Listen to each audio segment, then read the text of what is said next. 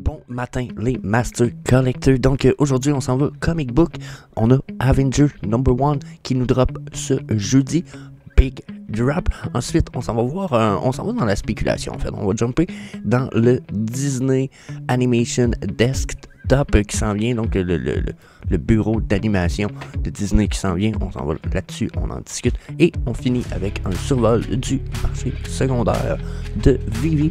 Ça va bien, comme d'hab, avec TQ. Je vous souhaite un bon show. Donc, Avenger #1, on en a parlé rapidement hier, je l'avais dit, ça va être un gros comic book. J'avais hâte qu'on aille l'article, voir le prix. Je suis un peu déçu du prix, j'ai ça quand ils font ça, mais vous allez voir quand même, je pense que le potentiel reste là. Donc, Avenger #1, Big Comic Books, on s'en va sur Go Collect. Ça reste que ça a été écrit par Stan Lee, édité par Stan Lee, artiste Jack Kirby. Encore une fois, Jack Kirby, pour tous ceux qui sont dans les comic books un peu, vous le savez, un des plus OGs respected comic book dessinateurs artistes ever. Jack fucking Kirby, asti. Fait que, yeah, combien ça vaut cette petite pièce-là? 194 000 $, gradé 9.6, 9.8, 9.6 en version physique. Wow, juste là, wow. En plus, on a déjà certaines variantes qui pourraient être intéressantes, peut-être à aller chercher. Version physique, pour ceux qui veulent peut-être faire le lien physique avec digital. So, yeah, big piece. Je pense qu'en plus, on a droit à des beaux covers, surtout ceux qui sont version VV, amazing. So, aucune complainte à faire. Version common, tout à fait régulier, la version originale.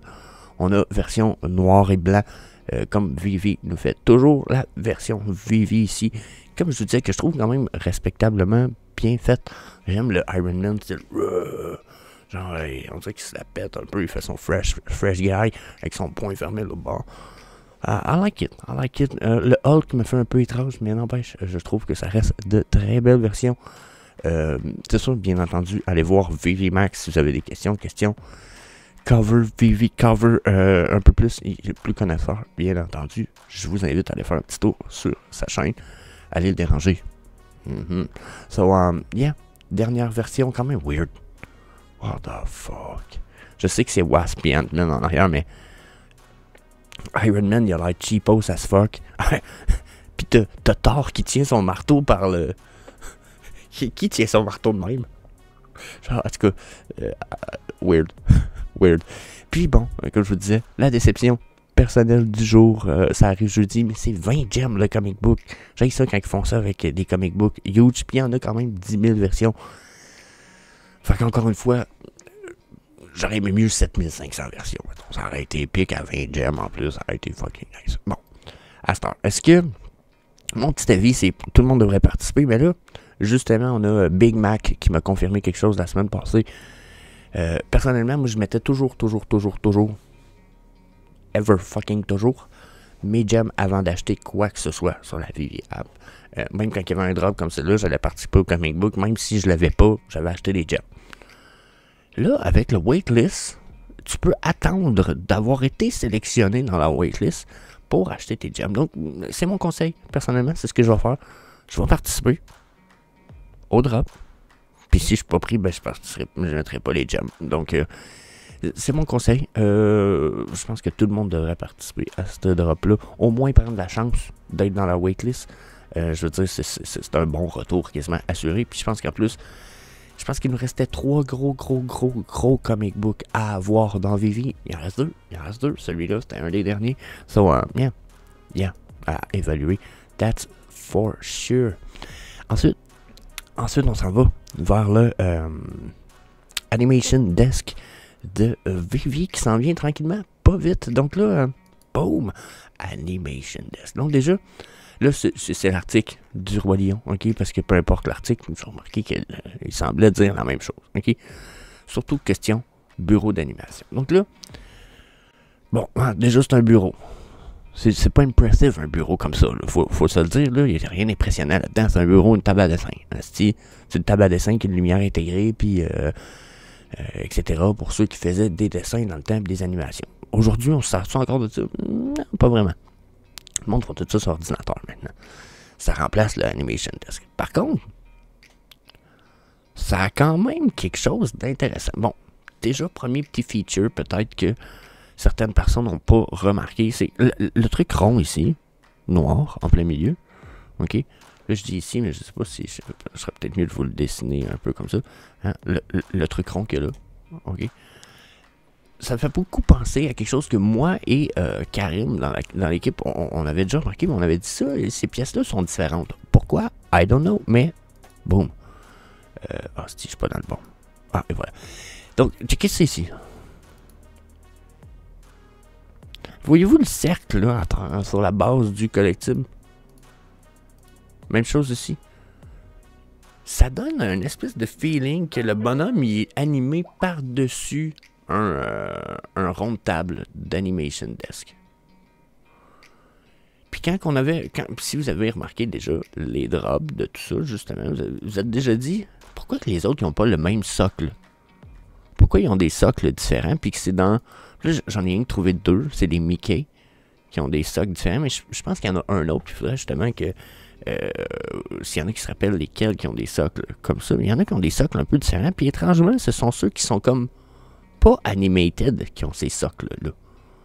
Donc là, si je me souviens bien, le animated, ça se trouve être... je sais plus. C'est celui qui est animated?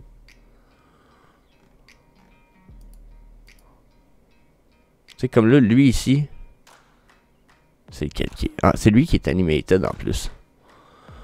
Donc c'est un peu là où je suis un peu perplexe. Je me demande s'il n'y a pas quelque chose à faire. Parce que bon, il y a quelque chose d'important à dire, à mettre en valeur. Ok, checkez bien. J'ai demandé à ChatGPT c'était quoi un bureau d'animation. Ok. Je vais vous le traduire, je vais vous l'écrire, je vais vous donner la traduction, je pense que c'est important. Un Animation Desk est un logiciel ou une application spécialisée ou un bureau table à dessin comme on a, comme ça existait dans le temps, quand on faisait des BD. Est un logiciel ou une application spécialisée conçue pour créer des animations. Interesting. Créer des animations. Donc là, moi, ce que ça me dit, c'est que ça me fait penser au racking de Matt Gun Deck avec les armes, où que si tu mets ton collectible devant, il se mettait à être animated.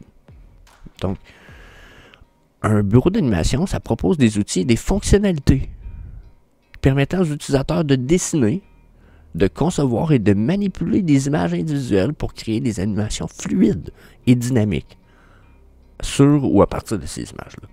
Donc, que ce soit des animateurs professionnels ou débutants, un bureau d'animation offre divers outils tels que des outils de dessin, des calques et une chronologie et des options d'exportation pour donner vie aux images à travers le mouvement et la narration. Donc là, il y en a qui vont peut-être dire une chronologie, puis la narration, on s'en va où avec ça? C'est que vous allez... Dans le fond, c'est de créer une animation qui a un suivi. Donc là, je vais aller loin un petit peu, là, mais... Est-ce qu'il y aura pas possibilité peut-être de créer des animations pour certains collectibles qui existent sur la VV-App, comme je pourrais aller dans les Labbit comme ça? Est-ce que peut-être, si on a le desk d'animation, là je sais que c'est pas du Disney, puis que le desk d'animation c'est Disney, je veux juste donner un exemple.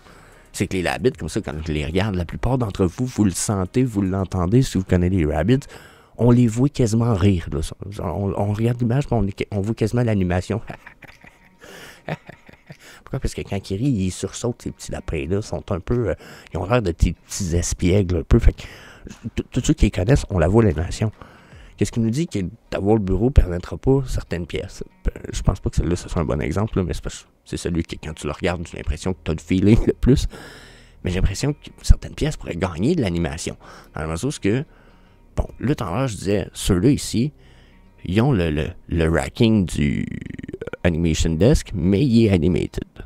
Je pense que c'est la même chose quand on s'en va dans lui ici. L'animated, ça se trouve être le All Together Now. Est-ce que peut-être on pourrait avoir la possibilité d'avoir des animations sur les autres pièces avec la table d'animation? J'ai pas de concret, pas de preuve, mais j'ai un asti de bon feeling qu'il y a quelque chose qui se prépare avec ça, cette histoire-là. OK?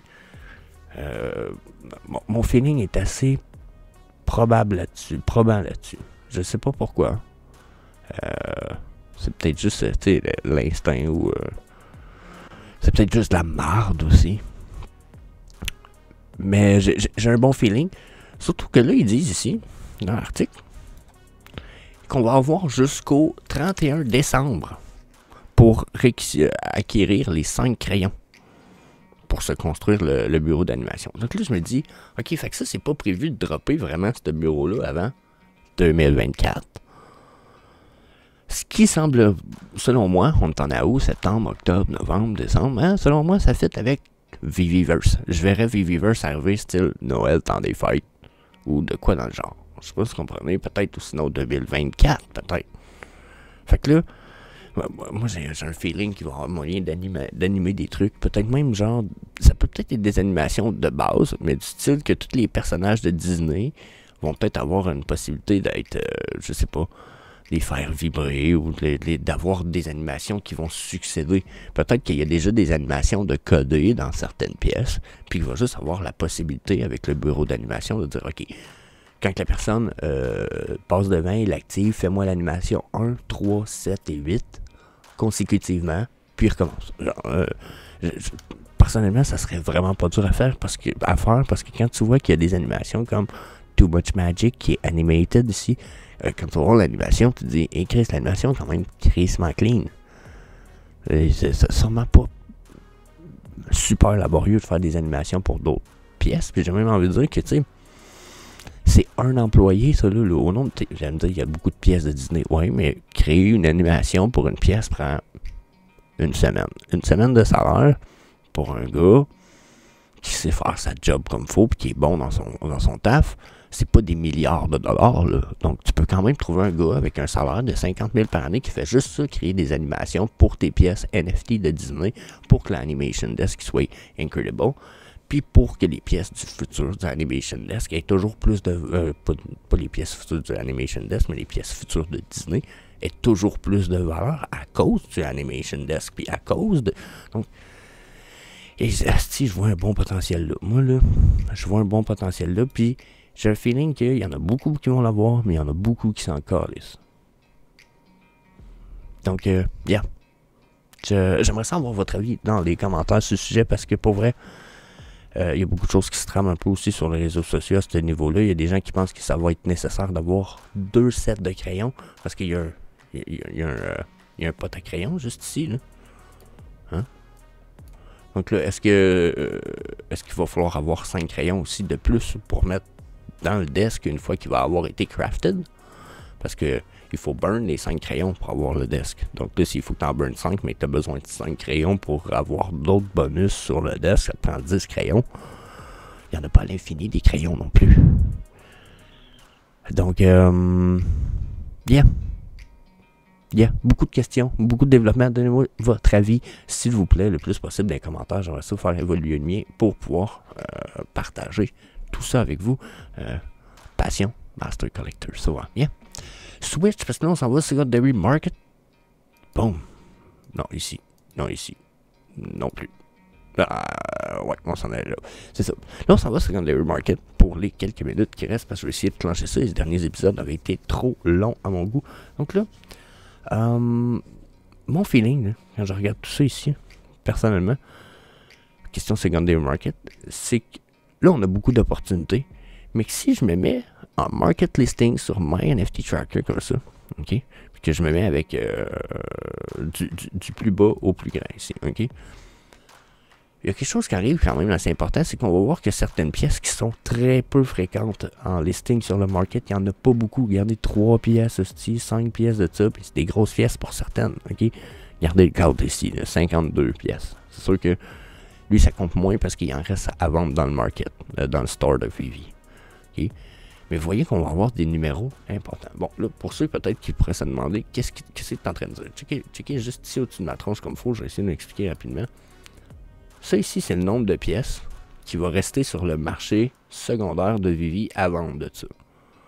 Là, certaines fois, en dessous, on va avoir l'autre rectangle qui dit qu'il en reste à vendre dans le Vivi Store. Donc, dans ce temps-là, on touche pas à ces pièces-là le plus possible. Mais, comme le Beta Animated numéro 2 ici, qui était juste 40$, puis qui a déjà été pas mal plus bas que ça, si je me souviens bien, je veux pas me lancer trop vite dans les spéculations, mais c'était quoi son all-time low à lui? 28 gemmes.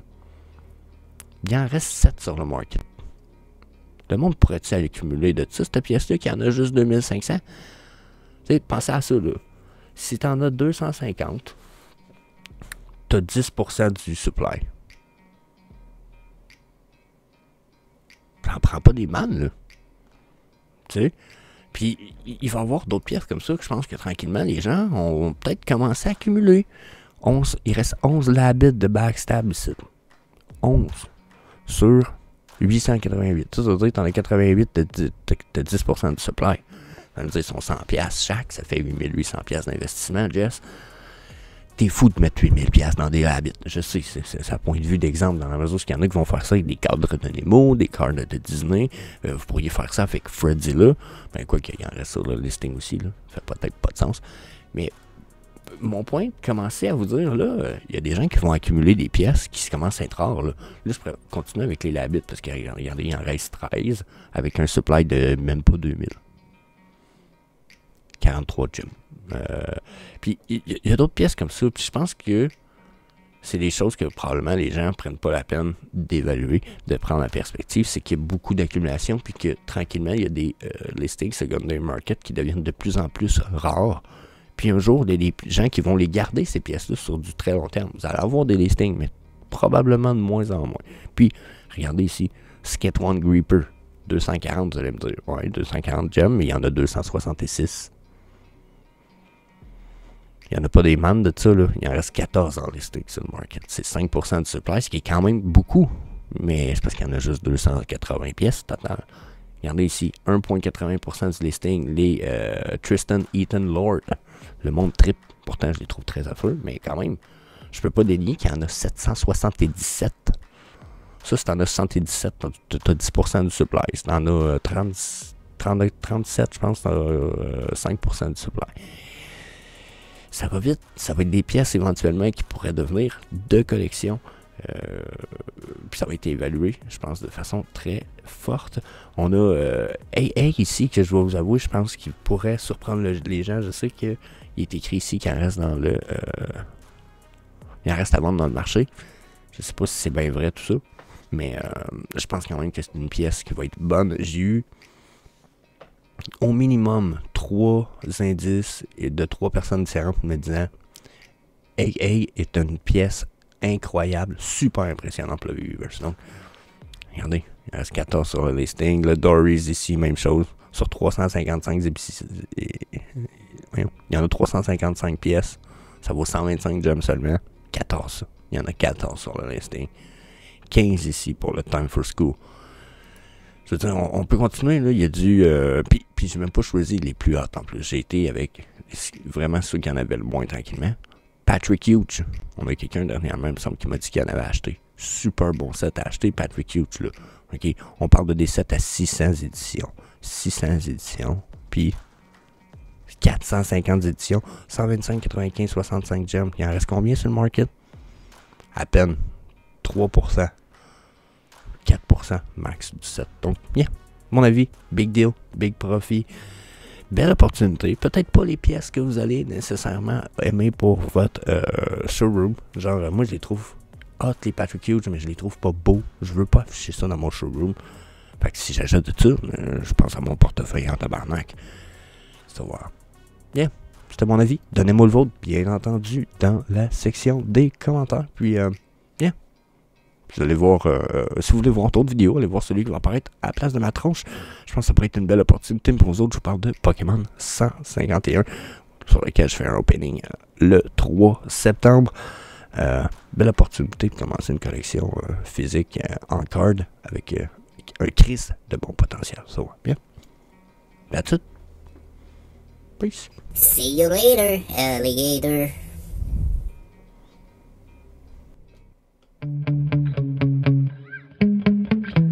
Yeah.